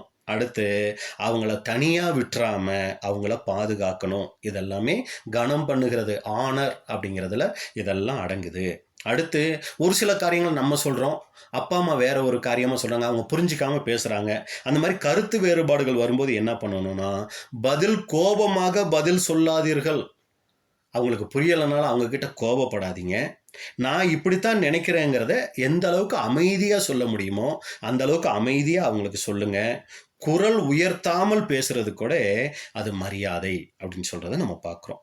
அப்போ இதுதான் அன்புக்குரிய சகோதர சகோதரிகளை பெற்றோரை கனம் பண்ணுகிற நடைமுறை வாழ்க்கையில் உள்ள காரியமாக இருக்குது. அதில் விசேஷமாக வாலிப பிள்ளைகளுக்கு நம்ம சொல்லணும் அப்படின்னா, அது தனியாகவே வாலிப பிள்ளைகளுக்குன்னு சத்தியங்கள் எடுக்க வேண்டியது நிறையா இருக்குங்க. ஏன்னா இந்த நாட்களில் இப்போ கணவன் மனைவியை குறித்து பார்த்துட்டோம், பெற்றோரை கனம் பண்ணுறதை பார்த்துட்டோம். ஆனால் வாலிப பிள்ளைகளுடைய வாழ்க்கை பார்த்திங்கன்னா இந்த நாட்களில் ரொம்ப மோசமாயிடுச்சுங்க. தேவ பக்தி குறைந்த ஒரு காலத்தில் ரொம்ப மோசமான உலகத்தில் நம்ம இருக்கிறோம். ஒவ்வொரு வாலிப பிள்ளைகளும் இந்த உலகத்தில் எப்படி அவங்க ஜெயிச்சு தேவனுக்கு பிரியமான வாழ்க்கை வாழ போகிறாங்கங்கிறத நினச்சா ரொம்ப பயமாக இருக்குங்க. அவங்களுக்குன்னு சத்தியங்கள் நிறையா காரியங்கள் போதிச்சா அவங்க தங்களை சீர்படுத்திக்கிறதுக்கு வாய்ப்புகள் இருக்குது. ஆனால் அதை கேட்கக்கூடிய மனநிலையில் இன்றைக்கி வாலிப பிள்ளைகள் இருக்காங்களாங்கிறதே மிகப்பெரிய கேள்விக்குறியாக இருக்குது. இருந்தாலும் நம்ம எல்லாரும் நம்முடைய வாலிப பிள்ளைகள் எல்லாருக்காகவும் நம்ம ஜெபம் பண்ணுவோம். இப்போ பொதுவாக வாலிப பிள்ளைகள் அவங்க பெற்றோருக்கு என்ன பண்ணணும்னா உதவி செய்யக்கூடியவங்களாக இருக்கணும். இன்றைக்கி நிறைய வீடுகளில் பெண் பிள்ளைகள் இருக்கிறாங்க, 15 வயசு 20 வயசு ஆனாலும் அவங்களுக்கு தண்ணி சுட வைக்கிறது கூட எப்படிங்கிறது தெரியாத அளவுக்கு இருக்கிறாங்க. ரொம்ப கஷ்டங்க. ஒரு சமையல் பண்ணுறதுக்கு தெரியறதில்ல. எல்லாமே அவங்க வந்து இப்போ வந்து நிறைய இது வந்துருச்சு இல்லைங்களா, ஆர்டர் கொடுத்து வாங்கி சாப்பிட்ற அளவுக்கு இன்றைக்கி ஆயிட்டதுனால இன்றைக்கி பெண் பிள்ளைகள்லாம் வந்து பார்த்திங்கன்னா சமைக்கிறதுக்கெல்லாம் கூட அவங்களுக்கு வந்து தெரியறதில்ல. படிப்புக்கு ரொம்ப முக்கியத்துவம் கொடுத்து அப்பா அம்மா வளர்க்குறாங்களே ஒழிய அவங்களுக்கு சின்ன சின்ன வேலைகள் வீட்டில் செய்கிறதுக்கு பழக்கிறது இல்லைங்க. அம்மாக்கள் விரும்பினாலும் அப்பாக்கள் விடுறதில்ல. என் பிள்ளைக்கு நீ வேலை சொல்லாது, என் பிள்ளை படிக்கணும், என் பிள்ளை பெருசு அப்படின்னு சொல்லி பெண் பிள்ளைகளுக்கு வேலை சொல்லி கொடுக்கறதுக்கு அம்மாக்களுக்கு இது கூட அப்பாக்கள் விடுறது இல்லைங்க. ஆனால் இதெல்லாம் ரொம்ப தவறுங்க. பெண் பிள்ளைகளுக்கு நிறைய வேலைகள் சொல்லி, அந்த ஒரு குறிப்பிட்ட வயது வந்த உடனே ஒரு 10 வயதுக்கு மேலேயே அவங்களுக்கு சின்ன சின்ன வேலைகள் சொல்லி கொடுத்து பழக்கணும். அதை வந்து அப்பாக்களும் உற்சாகப்படுத்தணும். அம்மாக்களை அந்த இடத்துல கேவலப்படுத்தாமல் பெற்றோர்கள் ரொம்ப ஞானமாக அப்பாக்கள் நடந்து கொள்ளணும். அம்மாக்களும் தன்னுடைய பிள்ளைகளுக்கு சின்ன சின்ன வேலைகள், குடும்ப வேலைகளை எல்லாம் சொல்லி கொடுத்து அவங்கள பழக்கணும். அதுக்கு வாலிப பிள்ளைகளும் என்ன பண்ணணுங்க, கீழ்ப்படியக்கூடியவங்களா மாறணும். எப்போ பார்த்தாலும் ஃபோன்லேயே மூழ்கிறான். ஃபோன் பார்க்குறத நம்ம தவறு சொல்ல முடியாது, சொன்னாலும் கேட்க போகிறதில்ல. ஆனால் ஃபோன்லேயே மூழ்கிடாமல் பெற்றோரை கொஞ்சம் கவனிங்க. அப்பா எவ்வளோ கஷ்டப்படுறாங்க, அம்மா எவ்வளோ கஷ்டப்படுறாங்க, அவங்களுக்கு நம்ம செய்கிற உதவி, சின்ன சின்ன உதவிகள். எங்கள் பக்கத்தில் பார்த்தீங்கன்னா ஒரு சகோதரி ஒருத்தர் இருக்காங்க. சத்தியத்தில் இல்லை, உலக பிரகாரமாக தான் இருக்கிறாங்க. ஆனால் அந்த சகோதரி சொல்லும்போது, அந்த துணி துவைச்ச அந்த துணியை வந்து காய போடுற வேலையை பிள்ளை செஞ்சால் கூட எனக்கு போதும், ஆனால் அதை கூட பிள்ளைகள் செய்ய மாட்டேங்கிறாங்கன்னு ரொம்ப வருத்தமாக பகிர்ந்துக்கிட்டாங்க. பாருங்கள், இந்த மாதிரிலாம் நம்ம பெண் பிள்ளைகள் இருந்துடக்கூடாதுங்க. ஒன்று துணி துவைக்கிறதா இருக்கலாம், இல்லைனா அதை காயப்படுற வேலையாக இருக்கலாம். அது கூட அம்மாவுக்கு சின்ன சின்ன உதவிகள் தான் இல்லைங்களா? இந்த மாதிரியெல்லாம் நம்ம என்ன பண்ணணும்னா, பெற்றோர் வந்து அதில் அப்பாக்கள் வந்து தன்னுடைய பிள்ளைகளுக்கு அதையெல்லாம் சொல்லி கொடுக்கணும். அதே மாதிரி பெற்றோர் பிள்ளைகளை சின்ன வயசுலேருந்தே வேலைகள், வீட்டில் வேலைகள், சின்ன சின்ன வேலைகள் செய்கிறதுக்கு, அதாவது இப்போ பெண்களை மட்டும் நான் சொல்ல வரல, பசங்களுக்கும் கூட என்ன பண்ணணுங்க, இந்த மாதிரி வேலைகள் எல்லாம் செஞ்சு நம்ம பழக்கி கொடுக்கணுங்க. இதெல்லாம் ரொம்ப முக்கியமான காரியங்கள். அன்புக்குரிய சகோதர சகோதரிகளே, வெறும் சத்தியம் மட்டும் நம்ம தெரிஞ்சிருக்கிறோம், அதனால தேவனுக்கு பிரியமானவங்க நினைச்சோம்னா நாமளே ஏமாத்திக்குவோம். வெறும் சத்தியம் மட்டும் தெரிஞ்சிருக்குது தேவனுக்கு பிரியம்னா, சாத்தானுக்கு தெரியாத சத்தியம் எதுவுமே இல்லை. அதுக்குரிய வாழ்க்கை முறை, அதுக்குரிய குணலட்சணங்கள், இதை தான் அன்புக்குரிய சகோதரர்களே ரொம்ப முக்கியமாக இருக்குது. இன்றைக்கி பொதுவாகவே தேவனுடைய பிள்ளைகள் வாழ்க்கையில் ஆரம்பத்தில் நான் சொன்ன மாதிரியே குடும்ப பொறுப்புகளை ஊதாசனம் செய்கிறது, அதை குறித்து கொஞ்சம் கூட குற்ற உணர்வே இல்லாத ஒரு தன்மைக்குள்ளே இன்றைக்கி நிறைய சகோதர சகோதரிகள் மாறிட்டு இருக்கிறாங்க. அதில் விசேஷமாக சகோதரிகளுக்கு சொல்லும்போது, கணவனினுடைய பெற்றோர் திருமணம் ஆயிடுச்சுன்னா பெற்றோரை கனம் பண்ணுவாயாகங்கிறது முக்கியமாக தன்னுடைய பெற்றோரை காட்டிலும் கணவனுடைய பெற்றோர் அங்கே முதலிடத்துக்கு வந்துடுறாங்கங்க. ஏன்னா நீங்கள் குடும்பத்துக்கு வந்துட்டீங்கனாலே அந்த குடும்பத்தில் இருக்கிற பெற்றோரை, அந்த கணவனுடைய தாய் தகப்பன்மாரை, பொதுவாக பெண்களுக்கே இருக்கக்கூடிய, அதாவது குற்றப்படுத்தி நம்ம சொல்லலை, பொதுவாக நம்ம பார்த்த வகையில் பார்க்கும்போது திருமணமாகி வந்த பெண்களுக்கு பொதுவாக பிடிக்காத ஆட்கள் யாருன்னு கேட்டால், ஃபஸ்ட்டு பிடிக்காத ஆட்களாக யார் மாறுறாங்கன்னா அந்த கணவனுடைய பெற்றோர் தான் பிடிக்காதவங்கள மாறுறாங்க. அது என்னன்னே தெரியலை, சாத்தானுடைய வஞ்சனையா மனுஷ இயல்பானு தெரியலை. ஆனால் உண்மையான ஒரு தேவனுடைய பிள்ளை தன்னுடைய கணவனுடைய பெற்றோரை தன்னுடைய பெற்றோராக பார்க்க பழகணும். இதை யார் சொல்லிக் கொடுக்கணும்? அந்த பெண்ணினுடைய பெற்றோர் சொல்லிக் கொடுக்கணும். அம்மா, நீ போகிற அந்த வீட்டுக்கு, அந்த வீட்டில் இருக்க அவங்க தான் இனி உன்னுடைய பெற்றோராக நீ பார்த்து பழகணும். அவங்களுக்கு நீ வந்து வேதம் சொல்கிற மாதிரி நீ அவங்கள கனம் பண்ணி பழகணும். அவங்க பொறுசுமே அறிவில் குறைவு இருக்கலாம், ஒரு சில வார்த்தைகள் அவங்க சத்தியம் தெரியாதவங்களாக இருப்பாங்க, சத்தியம் தெரிஞ்சவங்களாக இருக்கலாம், ஒரு சில வார்த்தைகள் நம்மளை பேசிடலாம். இதையெல்லாம் மன்னிக்கிறதுக்கு, மறக்கிறதுக்கு நம்ம கற்றுக்கணும். சத்துருக்களை சிநேகிக்கணும்னு சொல்லி எங்கேயோ இருக்கிற ஒரு ஆளை பற்றி நம்ம யோசிக்காமல், குடும்பத்தில் சத்துருக்களாக ஒரு சில நேரங்களில் மாறுறவங்களையும் கூட நம்ம ஏற்றுக்கொண்டு அதெல்லாம் மறந்து மன்னித்து அவங்களையெல்லாம் நம்ம நேசிக்க பழகணுங்க. இதைத்தான் தேவன் கூர்ந்து பார்க்குறார். இந்த மாதிரி வாழ்க்கை முறைகளையெல்லாம் ஒழுங்குபடுத்தாமல் வெறும் சத்தியத்தை நான் தெரிஞ்சுக்கிட்டேங்கிறது தேவனை பிரியப்படுத்தாது. நிறைய காரியங்கள் பேசலாம், நமக்கு நேரம் அதிகமாயிடுச்சு. பொறுமையோடு கேட்டவங்களை தேவன் ஆசீர்வதிப்பாராக. இப்படிப்பட்டதான வாய்ப்பை கொடுத்த பிதாவாகிய தேவனுக்கும் ஆண்டவராகிய இயேசு கிறிஸ்துவுக்கும் மகிமை உண்டாகட்டும். பொறுமையோடு கேட்டவங்களை மீண்டுமாய் தேவன் ஆசீர்வதிப்பாராக. தேவனுடைய நாமம் மகிமைப்படுவதாக. ஆமென்.